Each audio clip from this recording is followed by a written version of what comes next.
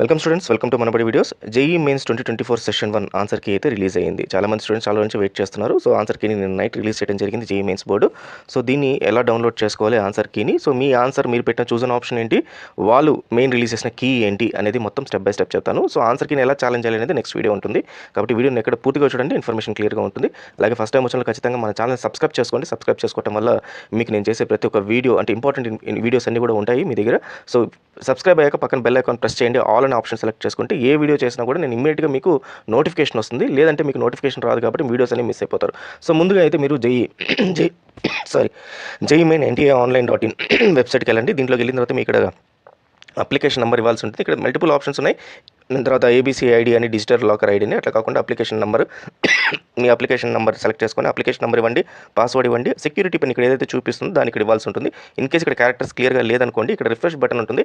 ఈ refresh button పైన ఒకసారి క్లిక్ చేశారంటే ఇది మారిపోతుంది. తర్వాత లాగిన్ పైన క్లిక్ చేయండి. లాగిన్ పైన క్లిక్ చేయగానే ఆటోమేటిక్గా మీరు లాగిన్ అయ్యి, సో వన్స్ లాగిన్ అయిన తర్వాత స్క్రీన్ మీకు ఈ రకంగా వస్తుంది. ఇక్కడ లెఫ్ట్ లాస్ట్లో మీకు ఆన్సర్ కీ అని చెప్పి ఉంటుంది. ఇది నేను డెస్క్టాప్ వ్యూ కాబట్టి మీకు మెనూ క్లియర్గా కనబడుతుంది. ఇన్ కేసు ఒకవేళ మీరు మొబైల్లో చూస్తే ఇక్కడ పైన త్రీ లైన్స్ ఉంటాయి. ఇది మెనూ అనమాట. దానిపైన క్లిక్ చేస్తే ఈ రకంగా ఓపెన్ అవుతుంది. దీంట్లో ఆన్సర్ కీ పైన అయితే ఒకసారి క్లిక్ చేయండి.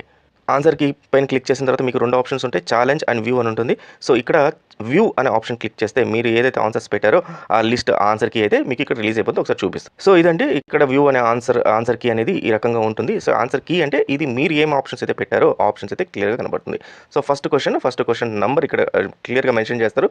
క్వశ్చన్ నెంబర్ ఎలా ఉపయోగపడుతుందో నేను చెప్తాను, అది చూసుకోండి. తర్వాత చూస్ అన్ ఆప్షన్ అని చెప్పి ఇక్కడ ఉంటుంది. సో చూస్ అన్ ఆప్షన్ అంటే మీరు ఏం చూస్ చేసుకున్నారు ఆప్షన్ అనేది, స్టేటస్ ఏంటి అంటే ఆన్సర్డా కాదా, మీరు స్టేటస్ అంటే మీరు దీనికి ఆన్సర్ చేశారా లేదా అని చెప్పి కనబడుతుంది. ఒకవేళ ఇన్ కేస్ మీరు ఏదైనా ఆన్సర్ చేయకపోతే ఈ రకంగా కనబడుతుంది. మీకు ఇక్కడ చూస్ అన్ ఆప్షన్ ఈక్వల్ టు నిల్ అని కనబడుతుంది, నాట్ ఆన్సర్డ్ అని కనబడుతుంది. సో క్వశ్చన్ ఐడి కనబడుతుంది. ఇట్లా ప్రతి ఒక్క క్వశ్చన్ మీరు పెట్టిన ఆప్షన్స్ అన్ని కనబడతాయి.